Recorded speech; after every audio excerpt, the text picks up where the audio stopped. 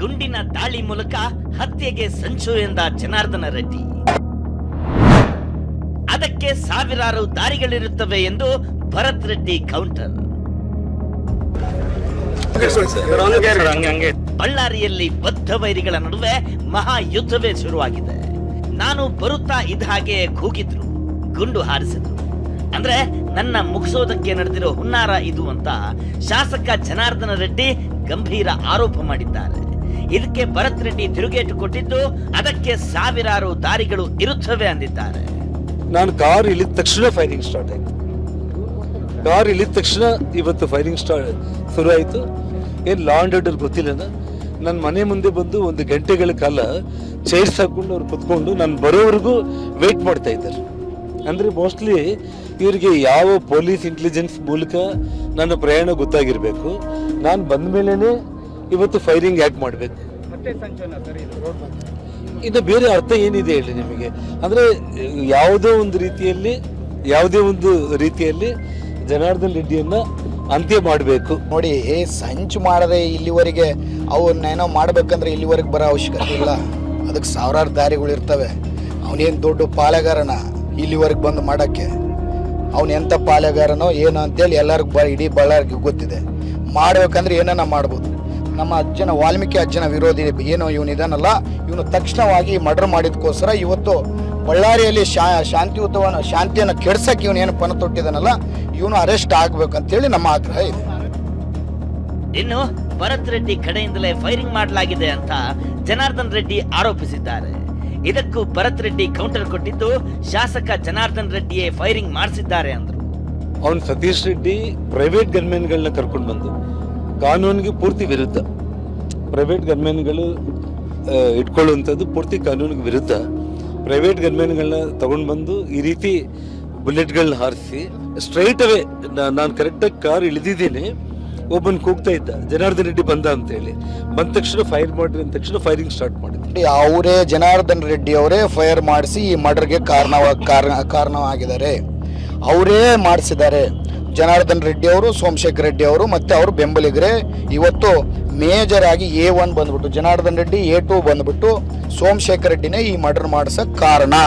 ಅವರೇ ಮಾಡಿಸಿರೋದು. ಅವರು ಈ ಖಾಸಗಿ ಗನ್ಮೆನ್ಗಳು ಟಪ ಅಂತೇಳಿ ಬೆಂಕಿ ಫೈರಿಂಗ್ ಮಾಡಿದ್ರಿ. ಫೈರಿಂಗ್ ಮಾಡಿದಂಥ ಟೈಮಲ್ಲಿ ನಮಗೇನು ಗೊತ್ತಾಯಿತು ಯಾಕೆ ಫೈರಿಂಗ್ ಆಗ್ತಾಯಿದೆ ಅಂತೇಳಿ. ಅವ್ರು ಖಾಸಗಿ ಗನ್ಮೆನ್ಗಳು ಏನು ಗೊತ್ತಿಲ್ಲ ನೋಡಿ, ಚಿಕ್ಕಾಪಟ್ಟಿ ಆರಿಸ್ತಾ ಇದ್ದಾರೆ. ಹೆಂಗೆ ಬೇಕಂಗೆ ಫೈರಿಂಗ್ ಮಾಡ್ತಾರೆ. ನಾನು ಹೇಳೋದಲ್ರಿ, ಅವರು ವಾಟ್ಸಪ್ಪು ಫೇಸ್ಬುಕ್ಕಲ್ಲೆಲ್ಲ ಕೂಡ ಕಾಣ್ತಾರೆ. ಅವರು ನೇರವಾಗಿ ಆರಿಸಿರೋಂಥ ಗೊತ್ತಾಗಿದೆ. ಅಪ್ಪನಂತೆ ನೀನು ಕ್ರಿಮಿನಲ್ ಎಂದ ಜನಾರ್ದನ್ ರೆಡ್ಡಿ. ಭರತ್ ಕೌಂಟರ್.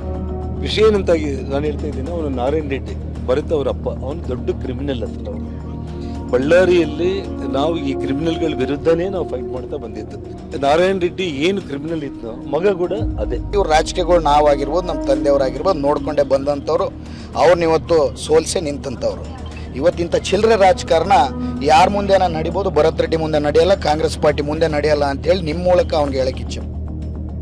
ಇನ್ನು ಹಳೆ ಗೆಳೆಯನ ಬೆನ್ನಿಗೆ ಮಾಜಿ ಸಚಿವ ಬಿ ಶ್ರೀರಾಮುಲು ನಿಂತಿದ್ದಾರೆ. UP ಬಿಹಾರದಿಂದ ಬಂದಿದ್ದ ಗನ್ಮ್ಯಾನ್ಗಳಿಂದ ಫೈರಿಂಗ್ ನಡೀತು ಅಂದ್ರು. ಆದ್ರೆ ಭರತ್ ರೆಡ್ಡಿ ಮಾತ್ರ ಅವರೇ ಹೇಡಿಗಳನ್ನ ಕರ್ಕೊಂಡು ಬಂದಿರಬೇಕು ಅಂದಿದ್ದಾರೆ. ಆ ಪೊಲೀಸರು ಫೈರಿಂಗ್ಕಿನ ಮುಂಚೆ ಈ ಬಾಡಿಗಾರ್ಡ್ಗಳು ಯಾರು, ಸತೀಶ್ ರೆಡ್ಡಿ ಅನ್ನಂತ ಬಾಡಿಗಾರ್ಡ್ಗಳು, ಅವ್ರು ಯಾರೋ ಉತ್ತರ ಪ್ರದೇಶದಿಂದ ಬೇರೆ ಬೇರೆ ಬಿಹಾರಗಳಿಂದ ಬಂದಂತ ಬಾಡಿಗಾರ್ಡ್ಗಳು ಏನು ಸಿನಿಮಾದಾಗ ಹೊಡೆದು ಹೊಡಿತಾರ್ರಿ. ಪೆಟ್ರೋಲ್ ಬಂಪ್ ಹಾಕ್ಬೇಕಂತ ಯಾವನೋ ಬೇರೆ ಊರಿಂದ ಬಂದು ನಮ್ಮ ಬಳ್ಳಾರಿನೇನು ಭಯ ಬೀಳ್ಸಕ್ಕೆ ಸಾಧ್ಯ ಇಲ್ಲ. ನಮ್ಮವರು ಧೈರ್ಯಸ್ಥರಿದ್ದಾರೆ. ಯಾರು ಎಂಥವ್ರು ಬಂದರೂ ಎದುರಿಸ್ಕೊಳ್ಳೋ ಶಕ್ತಿ ಇದೆ. ಅವರು ಹೇಡಿಗಳು ಬೇರೆ ಕಡೆಯಿಂದ ಯಾರನ್ನೋ ಕರ್ಕೊಂಡ್ಬರ್ಬೋದು. ಆದರೆ ಬಳ್ಳಾರಿ ಜನತೆ ಇಂಥವಕ್ಕೆಲ್ಲ ಹೆದರವರು ಅಲ್ಲ. ರಾಜಶೇಖರ್ ಸಾವಿಗೆ ಭರತ್ ರೆಡ್ಡಿಯೇ ಕಾರಣ. ಕೂಡಲೇ ಶಾಸಕ ಭರತ್ ರೆಡ್ಡಿ ಬಂಧನವಾಗಬೇಕು ಅಂತ ಆರ್ ಅಶೋಕ್ ಆಗ್ರಹಿಸಿದರು. ಭರತ್ ರೆಡ್ಡಿ ಮತ್ತು ಅವರ ಬೆಂಬಲಿಗರ ಪ್ರಚೋದನೆಯಿಂದನೇ ಆಗಿರೋದು. ನೇರವಾಗಿ ಈ ಸಾವಿಗೆ ಭರತ್ ರೆಡ್ಡಿನೇ ಕಾರಣ. ಕೂಡಲೇ ಅವ್ರನ್ನ ಬಂಧಿಸಬೇಕು. ಆರ್ ಅಶೋಕ್ ಅವರು ಕೂಡ ಒಂದು ಆರೋಪ ಮಾಡಿದ್ದಾರೆ, ಸತೀಶ್ ಅವರು ಫೈರಿಂಗ್ ಆಗಿದೆ, ಸತೀಶ್ ಅವರು ಕಾಲಾಯ ತಸ್ಮೇ ನಮಃ. ಕಾಲ ಎಲ್ಲದಕ್ಕೆ ಸಮಾಧಾನ ಕೊಡುತ್ತೆ. ಇನ್ನು ಬಿಜೆಪಿ ರಾಜ್ಯಾಧ್ಯಕ್ಷ ವಿಜಯೇಂದ್ರ ಪ್ರತಿಕ್ರಿಯಿಸಿದ್ದು ಹೀಗೆ. ಇವತ್ತು ಕಾಂಗ್ರೆಸ್ ಸರ್ಕಾರಕ್ಕೆ ನಿಮ್ಗೇನಾದ್ರೂ ಈ ನಾಡಿನ ನೆಲದ ಕಾನೂನು ಬಗ್ಗೆ ನಿಮ್ಗೇನಾದ್ರೂ ಗೌರವ ಇದ್ರೆ ಮೊದಲು ನಿಮ್ಮ ಶಾಸಕನನ್ನ ಒದ್ದು ಒಳಗಾಕಿ ಆಮೇಲೆ ಕಾನೂನು ಬಗ್ಗೆ ಮಾತನಾಡಿ. ಇವತ್ತು ಈ ರೀತಿ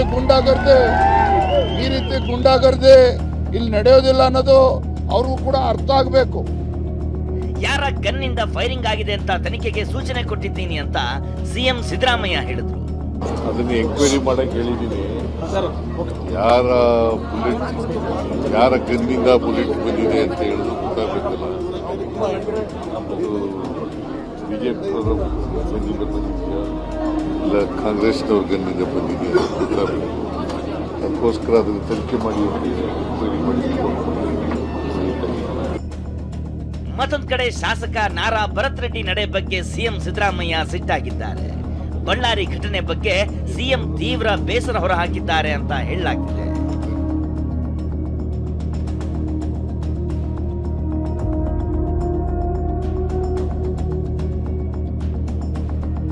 ಘಟನೆಗೆ ಯಾರೇ ಕಾರಣರಾದ್ರೂ ಕ್ರಮ ಕೈಗೊಳ್ತೀವಿ ಅಂತ ಸಚಿವ ಸಮೀರ್ ಹೇಳಿದ್ರು.